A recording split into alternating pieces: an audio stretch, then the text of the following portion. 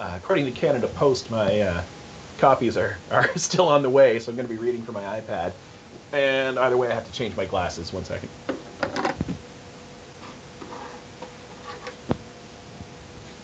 I'm getting old, so I have distance glasses and close-up glasses now.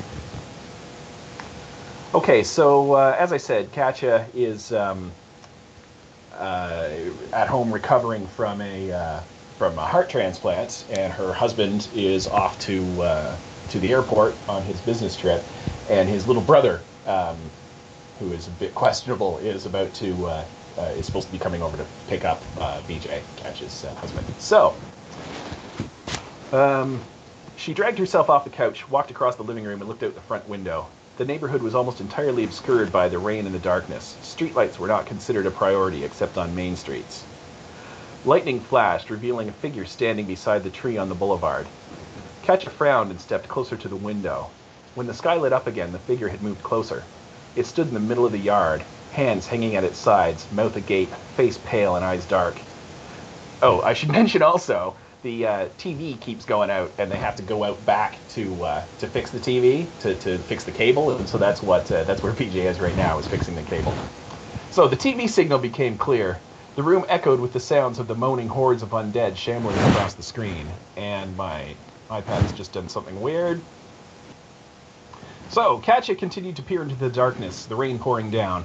From just outside the window, a beam of light shot upward, illuminating the figure. The side of its head was cracked open and brains spilled down over its shoulders. It choked and blood streamed from its mouth down onto its chest. Katya took 3 steps to the left, opened the door and said, "Amar, don't you have enough sense to come in out of the rain?" "Hey, Kat," said Amar, turning off the flashlight and coming inside. "You look different," she said, muting the TV. "Have you done something with your hair?" "No, I had my ankle bracelet removed," he said, lifting his leg and pulling up his pant leg. "It feels like freedom. I can actually leave my house." She heard the back door open and VJ's footsteps come in. "And yet you never left the house before you got arrested," she said. "Well, I had an Xbox." "And you don't now?" "No, they took it. It counts as a computer."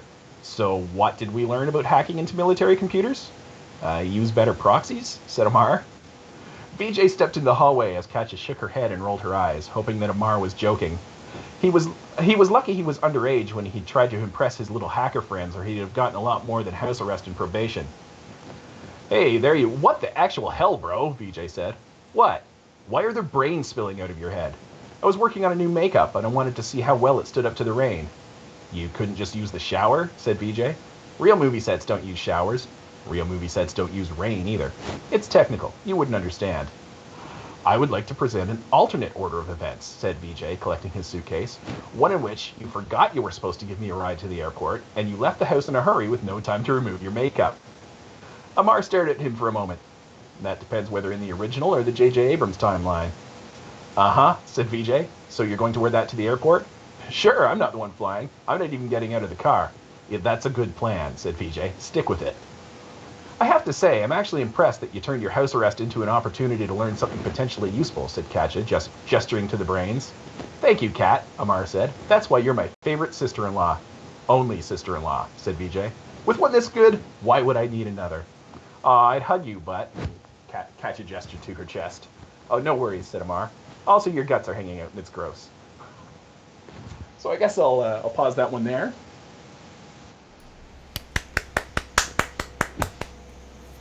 Good job, thank you. Thank you. And just before you started your reading, mcross2112 in the chat said, "Mike, I like your tie in the author photo." Hello, M. Cross. I know who that is. Thank you, M. Cross. I like my tie as well. Which is it? Star Wars? I believe one? that's the one in the author photo. One, yes. Oh, I have the book right here. I could. Yeah, I like that. Yes, I could. You can check it. Although, yep, I can just make out Princess Leia. Yes, that is a very old tie. Yeah, we've got it. It's not quite vintage, but it was purchased during the dark time between 6 and 1, in there where there was no stuff. Ah, yes. And I found it at a suit place across from the department store where I was selling toys, and I needed ties, and I went in there, and it was $25, and I was like, I'm getting that and I'm getting one with Spock on it, and I'm getting one with Locutus of Borg Nice. on it. And I just spent a bunch of money on ties. They wouldn't let me wear the Locutus one at work, but it might scare the children, but I was allowed to wear Star Wars and Spock. I bet you got a lot of compliments. Oh, and a Cookie Monster.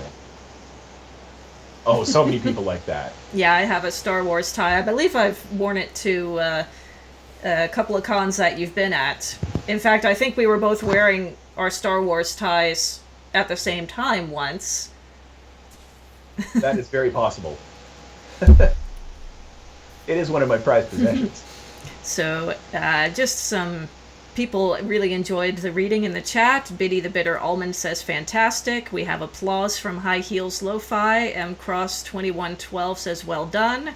Couple of applause from Pelayo Matut. I apologize if I'm Pelayo okay, Matute. Yep. Hello, Pelayo Matute. You've met Pelayo, but you might not know him unless you saw him. Probably. And Old Stone Face, both of them gave you applause emojis.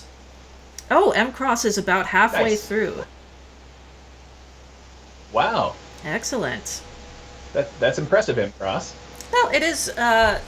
It's not a super long book, so it's 200. Yeah, about 230 pages.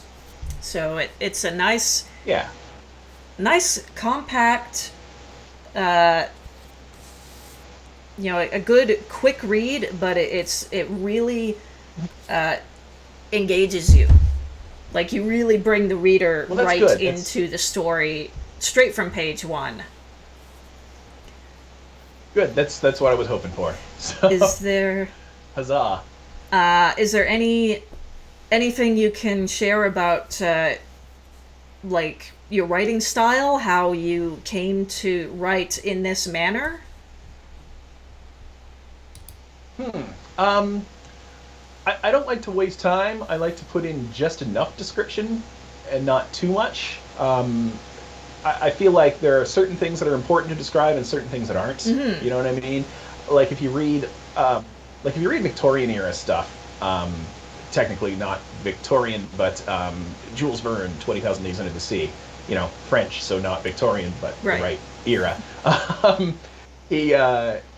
If you read 20,000 Leagues Under the Sea, I swear there's about 108 pages where he just describes all the fish he can see looking out one window. And I feel like I don't need that information. I can be told there's all kinds of fish. There's a bunch of different species of fish. And then just move on with it. And I'm not saying I'm a better writer than Jules Verne, and certainly that was the style at the time, so I guess that would make sense. But for me, I want it to keep moving. I want, like I said, just enough description that you understand what's happening. You can fill in stuff with your mind. If the specific type of fish doesn't matter to the plot, just keep going. And yet you do have some really fun passages. The description of the town they live in. I love that. And the town across the lake from them, yeah. I felt like that was important, though. You needed to understand how this town worked. That it's like sleepy and very wooded, and kind of in the middle of nowhere. They're sort of secluded. And it was actually immediately before the passage you just read, describing. I actually skipped it. Yes, it. My first paragraph then leads to that description. Oh yes, so I skipped over that because it's a little long. But. It just goes into the history of this fictional American town. Is there, do you have a general idea of where this town is, Port Langston? It's either, like, on the East Coast, like, maybe somewhere in Maine, or it might be, like, Deep Woods, Oregon. And I haven't decided which. As I was writing it, I kind of flip-flopped, not really deciding. And then I thought, it doesn't really matter, so I didn't bother mentioning a state. Yeah, it definitely northern and almost coastal, but far enough in that there's no ocean. So it's like not the Midwest, but not right on the ocean either. And JD Deluzio in the chat, I'll just go back to High Heels Lo-Fi asked the word count of the book, which was, I believe, right around 50,000 words. Yeah, just a little under, I think, but almost exactly. And yeah, a couple of other comments. mcross2112 just got this morning. Haven't put it down except to see you here. Nice. Can't wait to. Well, thank you, mcross2112. And can't wait to read the rest. And then JD Delusio asks, is the town modeled in part on an actual location? No. No, it's entirely made up. Excellent. Yeah. All right. Any other questions, chat? Oh, Paleo says, but still rainy and gloomy. Ray, Oregon. It is rainy. Regarding whether it's Oregon or Maine.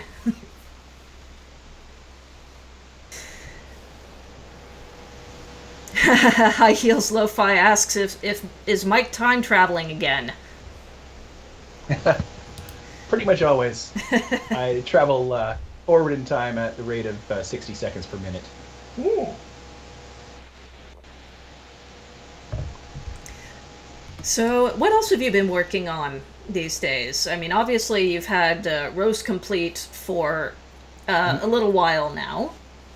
So, are you writing another book? Yeah. Well, I've finished one. I don't know. I guess I can tell you a little bit about it. I have no idea if it'll be published or anything, but I have finished one that involves billionaires fighting each other in giant mechs, and so that one I think still needs a little polishing before I'm ready to do anything with it. And I've got a bunch of novellas, some of which I might want to look into expanding into full-length novels. Or not. I don't know. Some of them, some things are the length they need to be, and you don't need them to be longer. Mm-hmm. So I'm not entirely sure with some of them. They need to sort of sit and digest. I have to figure out what's going on with them. But I am very excited about the billionaire mech fighting one. That sounds like a lot of fun. It's a little weird. It's a little weird, but I enjoyed writing it, and I think that counts for something. Exactly.